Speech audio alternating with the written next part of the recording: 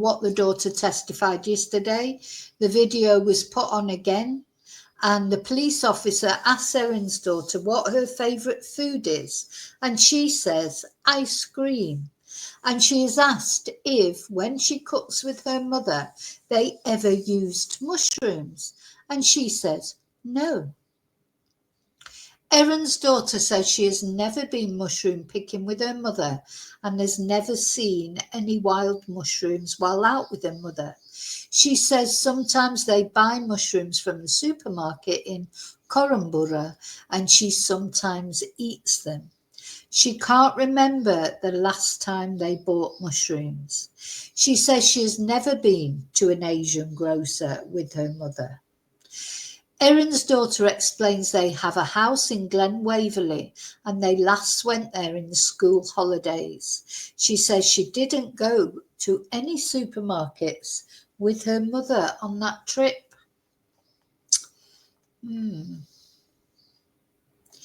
Erin's daughter is asked if she has been told anything else since the lunch or whether she has been told not to say anything.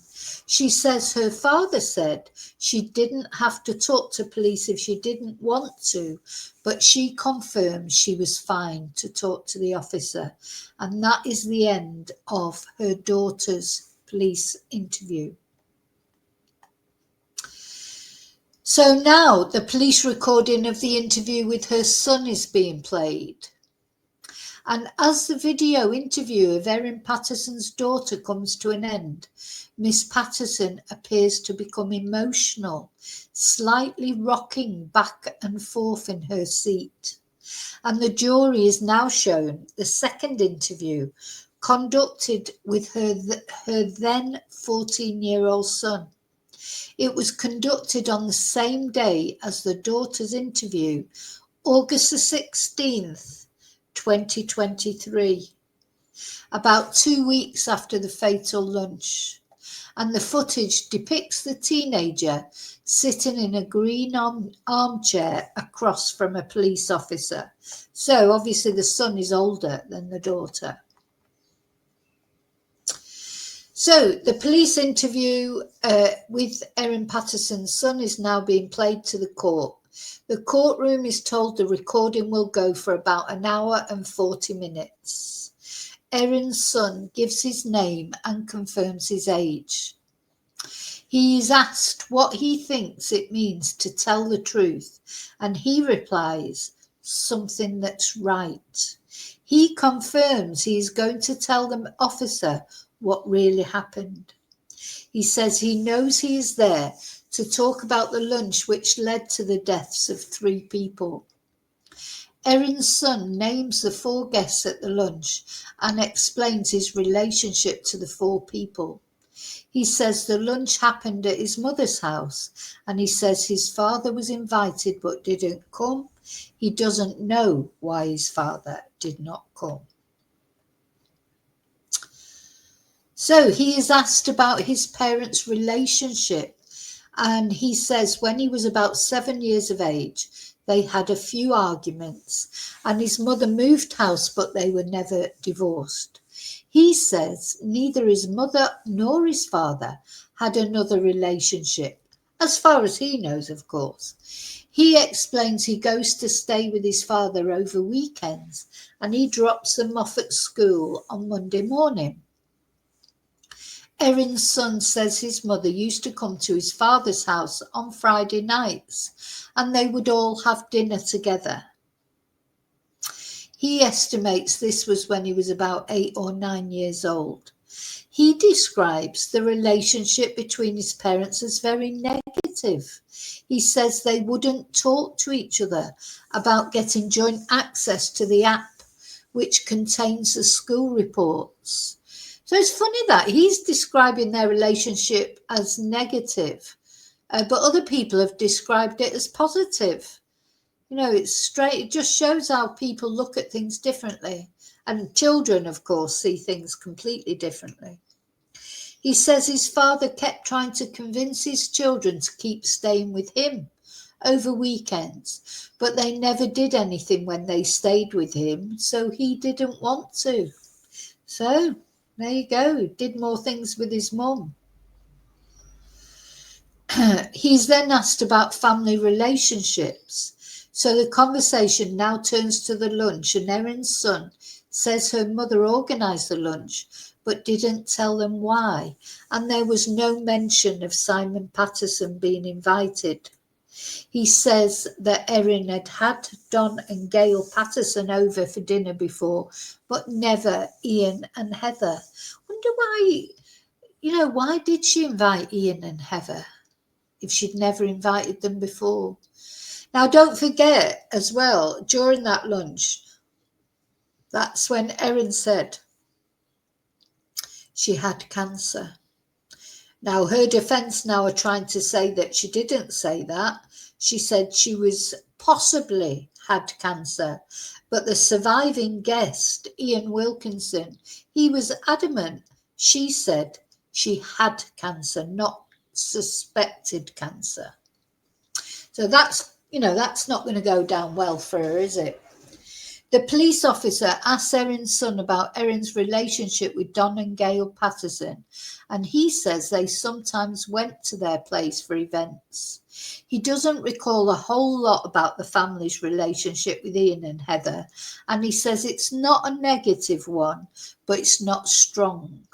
So that confirms really what Ian said. Ian said he would describe Erin as an acquaintance. Not somebody he knew well, but an acquaintance. And he and Heather, they were delighted to be invited for lunch because it was unusual, wasn't it? It was unusual. So, sorry, I'm just going to, please be careful with your comments. Okay, I've just had to delete a comment there. I don't want those sort of comments. So yeah, that is a confirmation of what Ian said, that they were only acquaintances. So Erin's son says he doesn't recall a whole lot about the family's relationship with Ian and Heather, and he says it's not a negative one, but it's strong. So apparently the son saw his mother preparing a salad. Erin's son is now talking about the day of the lunch. He says his friend stayed at the house on the Friday night before the lunch, and he says Erin told him about the lunch on the Saturday morning. He tells the officer interviewing him that he and his sister and a friend went to see a movie in Leongatha on the day of the lunch. And then all three were picked up from the cinema by his father and driven back to Erin's house. He says he said hello to the lunch guests. Erin's son says she told him she wanted to talk to the guests about something, and the children didn't need to be there. He says he saw her preparing a salad, but he did not see any other food. So, and he cannot recall dinner on the day of the lunch. He is asked about what he saw when he returned to the house after seeing the film, and he says there was some small talk with Don Patterson about the flying lessons he was taking. He says he doesn't know what the guests were talking about and doesn't know what they were eating, but he saw a fruit platter and some other food. He says the guests stayed for about half an hour after he got home. After the guests left, he and his friend played computer games. Then his friend was driven home around 5 p.m. by Erin with all of the children in the car. He can't remember what they had for dinner that night. I mean, it seems pretty likely, doesn't it? So hi, admits. Would you, a teenage lad like that, he won't remember, will he? Just remember it's food.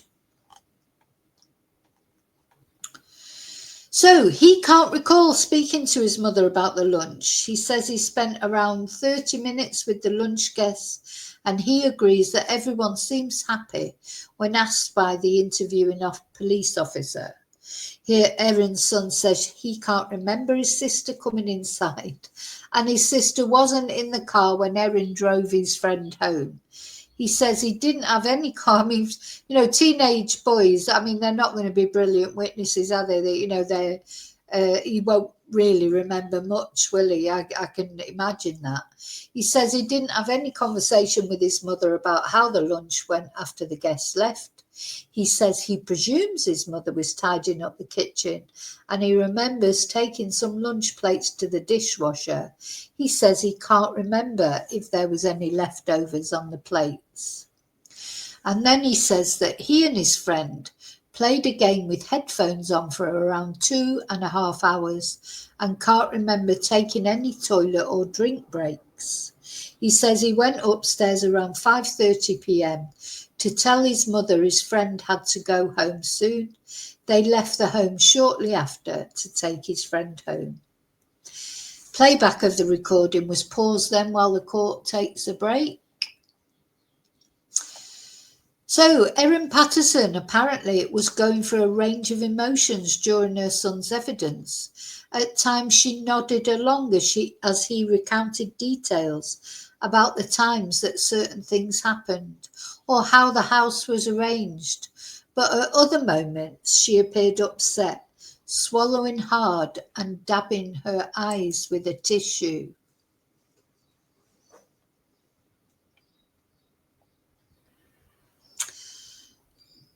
So,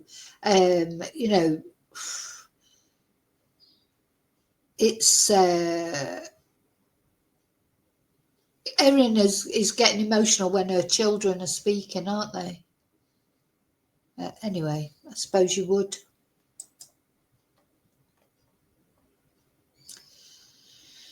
So when the video resumes, he says he returned to their home with his mother around 6 p.m. after dropping his friend home. His father dropped his sister to Erin's house later that night. Sorry, hang on.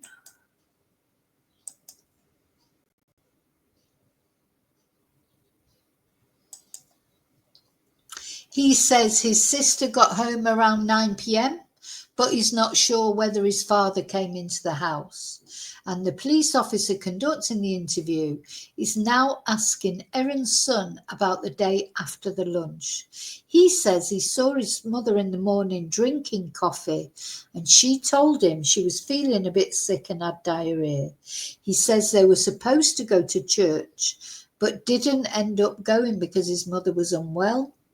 He says that Erin drove him to a flying lesson in Tayab that morning, but he doesn't know why she did that as she was unwell. So she didn't go to church because she was unwell, but she drove him to a flying lesson.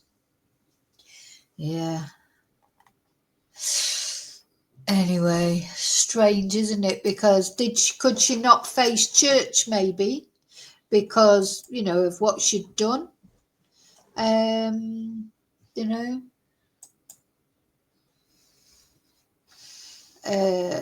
Right.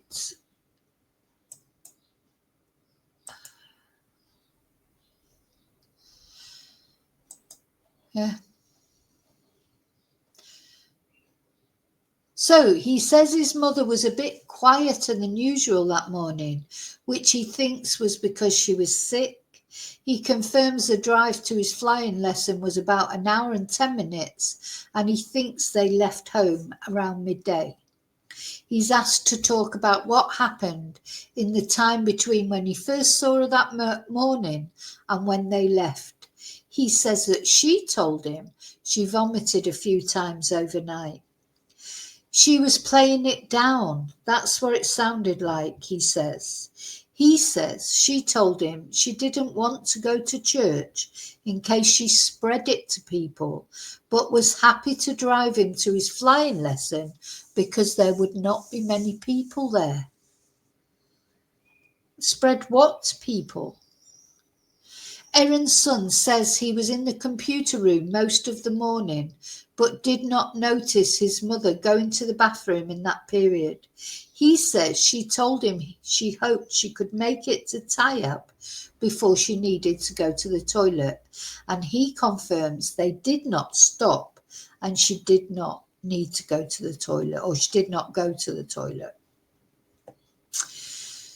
So the interview now turns to the cancellation of his flying lesson, and he confirms the instructor called his mother when they were around 10 minutes away from tie-up. He says they turned round and drove back. So in the end, the actual flying instructor, the actual flying instructor cancelled the flying lesson.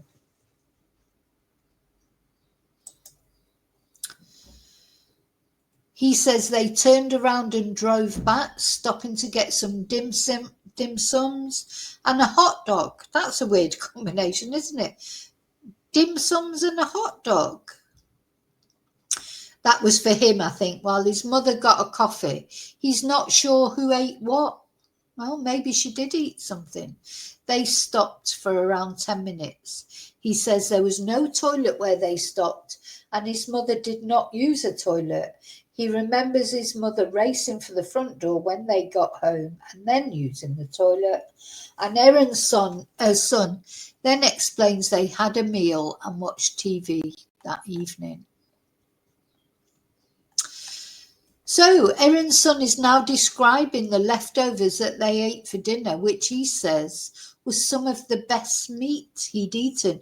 Now remember, Heather, was it Heather or Gail, one of the poor unfortunate ladies who died, described the meal as delicious, didn't they? So it seems, that it was a delicious meal. But of course, these death cap mushrooms, had they been dried, powdered.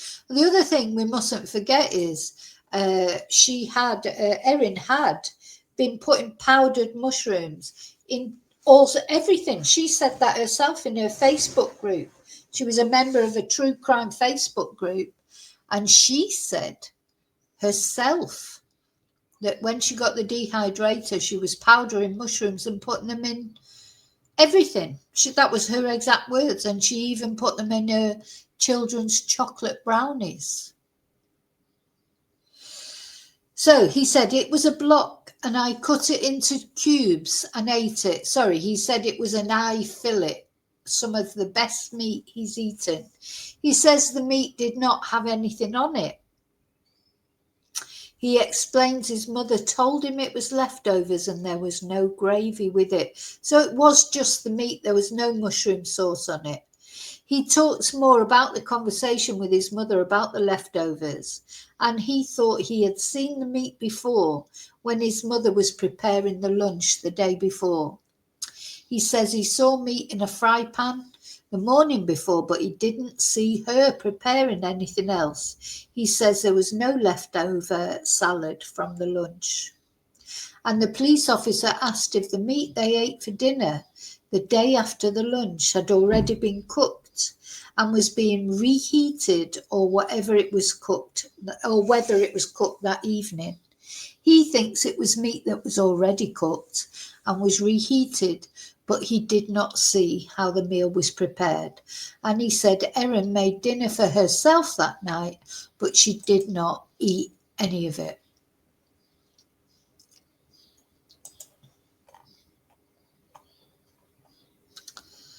He said that Erin was feeling dizzy and clammy. He says his mother said after dinner on Sunday she was feeling dizzy and had diarrhea. He confirms his mother told him she knew Gail and Don were unwell. He says his mother woke him up around 6:30 a.m. Monday and he came downstairs for breakfast. Erin drove the children to the bus stop. He explains he was told at the school around midday his mother was unwell and he and his sister were taken to the hospital to see her.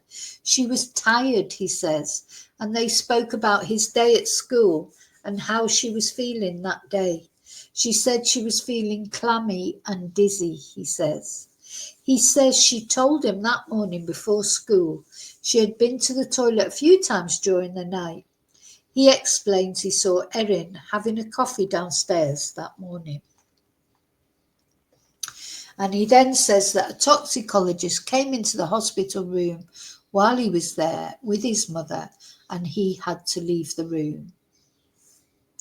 The interview is jumping back and forth chronologically while the police officer clarifies some details. So the interviewing officer asks Erin's son about what he recalls about clearing away the plates from the lunch. He says they were white plates. Now, don't forget, the people at the lunch said, Ian, who'd been at the lunch, he said they were grey, didn't he? Anyway, he says they're white plates, around 15 centimetres in diameter. He said they were plates his mother would serve dinner on. They were just plain white plates. All the same, he says. Was there anything left on those plates, he is asked. He says no. Erin's son, sorry, it's my sense of humour. Erin's son is asked if he likes mushrooms, and he says he doesn't really like how squishy and mushy they are. He says he's never been foraging for mushrooms with his parents. He remembers his mother once taking a photo of mushrooms when they were on a walk because they looked nice. And it was a very fond memory in his head. And this was around July or August 2020, he says. He's not aware of his parents ever picking mushrooms. So he is asked if he knows if his mother has a dehydrator, and he says no. He says he and his sister and his mother, I presume that's no, he doesn't know, not no, she doesn't have one, I don't know. He says he, his sister and his mother stayed in a house in Mount Waverley during the Easter school holidays for 3 to 5 days, but he can't remember any outings with his mother. He says he didn't go shopping with her, but he did help carry groceries from the car. The interview jumps to Erin's son's school arrangements, and he explains he changed school recently because there weren't enough teachers at his previous school. He says the move was his mother's decision and he agreed to move. The police officer asks, is there anything important he'd like to say? And Erin's son says no and agrees that everything he's spoken about is what happened. And then the police interview ends and the court breaks for the day. So now the trial is adjourned till Tuesday. Monday is a rest day. So we won't have any more news until Tuesday.